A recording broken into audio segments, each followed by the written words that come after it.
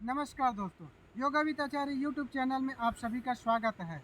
आज हम लोग विद्यार्थियों के लिए ऐसे योगाभ्यास बताएंगे जो स्टूडेंट के लिए, विद्यार्थियों के लिए बहुत ही फायदेमंद होगा और एक संजीवनी की तरह काम करेगा। विद्यार्थियों के लिए यह योगाभ्यास जो है संजीवनी की तरह काम करेगा और उसके पढ़ाई में अच्छा करने के लिए, उसके मेमोरी पावर बढ़ाने के लिए बहुत ही फायदेमंद अभ्यास होगा। इसके लिए हम लोग इसको 3-4 प्रकारों में समझते हैं। सबसे पहला, मस्तिष्क को ऐसे योगाभ्यास बताएंगे जो मस्तिष्क को सक्रिय करेगा, मस्तिष्क को सक्रिय करने वाले योगाभ्यास। उसके बाद हमारे पोस्चर, क्योंकि पढ़ते पढ़ते हमारा कभी गला पकड़ लेता है, कभी कंधा पकड़ लेता है, तो हमारे पोस्चर को ठीक करने वाले योगाभ्यास। और तीसरा, हमारे पाचन तंत्र, क्योंकि रात में जागरण होता है, पढ़ाई बहुत अधिक होता है, तो हमारा जो पाचन तंत्र है वो पूरा गड़बड़ हो जाता है, जो जिससे हमारे शरीर में भी, पढ़ाई में भी प्रभाव पड़ता है। और अगला है, विपरीत परिस्थितियों में भी अपने मन को शांत रखना, स्थिर रखना, तभी जो है हम अपने पढ़ाई में अच्छा कर सकते हैं, विद्यार्थी जीवन में सफल हो सकते हैं। तो सबसे पहला, मस्तिष्क को सक्रिय करने वाले योगाभ्यास। इसके लिए सबसे पहले वज्रासन। सबसे पहला आसन है वज्रासन। वज्रासन में इस प्रकार से बैठेंगे, इस प्रकार से जो है वज्रासन में बैठेंगे। इसको जो है खाना खाने के बाद तुरंत किया जा सकता है और 5-10 मिनट से 15-20 मिनट तक बैठा जा सकता है। इसमें वज्रासन में जाने पर से हमारा जो है पाचन तंत्र मजबूत होता है और हमारी जो वज्र नाड़ी है, वज्र नाड़ी प्रभावित होती है, जो हमारे पाचन तंत्र को एक्टिव करता है। उसके बाद है सिद्धासन। सिद्धासन का विशेष महत्व है। इसके लिए हम लोग इस प्रकार से बैठेंगे।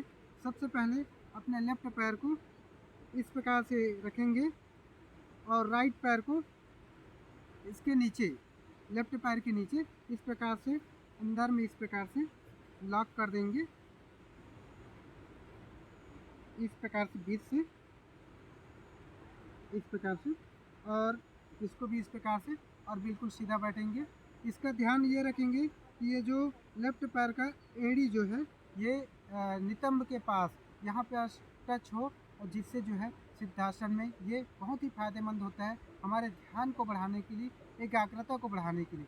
इसी प्रकार इसी में जो है भ्रामरी प्राणायाम। भ्रामरी प्राणायाम हमारे एकाग्रता को बढ़ाता है, स्मरण शक्ति को बढ़ाता है। इसके लिए इस प्रकार से जो है सिद्धासन में बैठ के अपने दोनों अंगूठे से दोनों कानों को बंद करें, एक उंगली को माथे पे और 3 उंगली आँख में नीचे, और लंबी गहरी सांस भरेंगे और सांस छोड़ते भंवर की ध्वनि करेंगे, तेज ध्वनि। इस प्रकार से सांस भरेंगे, श्वास छोड़ते भंवर की ध्वनि।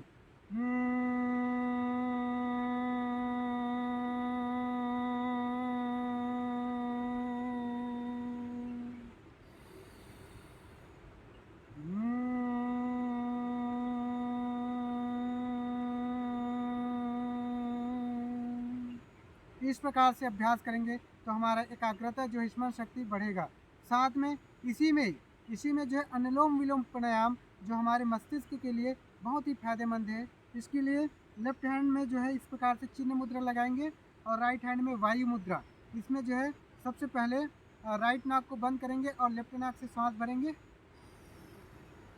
फिर लेफ्ट नाक बंद करके राइट नाक से सांस छोड़ेंगे, फिर राइट से सांस भरेंगे,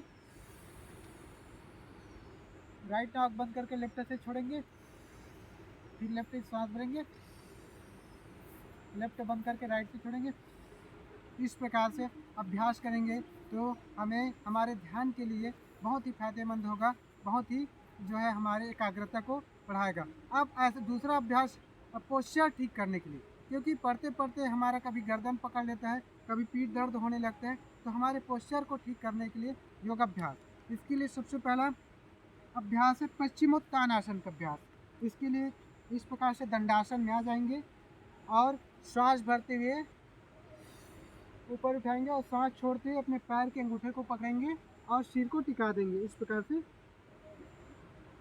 थोड़ी देर रखेंगे और धीरे से वापस आएंगे। इसमें ध्यान ये रखेंगे कि जब हम लोग सामने झुकेंगे तो अपने कमर को बिल्कुल ऐसा, रीढ़ को सीधा, स्पाइन को सीधा रखते हुए झुकेंगे, ना कि ऐसा टेढ़ा रखते हुए, तभी हमको इसका फायदा मिलेगा। अब इसी में अगला अभ्यास है पूर्वोत्तान का। इसके लिए जो है इस प्रकार से सांस भरते हुए इस प्रकार से उठेंगे, थोड़ी देर रुकेंगे और धीरे से वापस आएंगे। इसके बाद अगला योग अभ्यास है पर्वत आसन। इसके लिए जो है इस प्रकार से आ जाएंगे,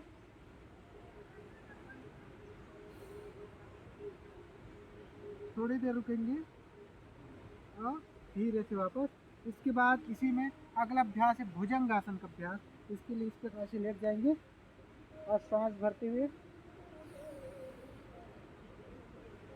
थोड़ी देर रुकेंगे और सांस छोड़ते वापस। इस प्रकार से इन सभी अभ्यासों को अगर हम लोग करेंगे तो हमें बहुत ही फायदा मिलेगा और ये विद्यार्थियों के लिए एक प्रकार से संजीवनी बूटी की तरह काम करेगा। और अगला चौथा जो है कठिन परिस्थितियों में अपने मन को शांत रखने के लिए, इसके लिए तो सीधा ईश्वर भक्ति ही, अपने इष्ट देव के प्रति भक्ति और सच्ची श्रद्धा रखना ही हमारे मन को जो है स्थिर कर सकता है। और इन अभ्यासों का अगर अभ्यास करें तो हमको बहुत ही फायदा मिलेगा और विद्यार्थियों के लिए संजीवनी बूटी की तरह काम करेगा। इस प्रकार अन्य विषयों पर चर्चा आगे करेंगे। इस प्रकार अन्य विषयों की वीडियो के लिए अपने दोस्तों के साथ लाइक करें, शेयर करें, सब्सक्राइब करें। सभी योग करें, निरोग रहें, स्वस्थ रहें। नमस्कार।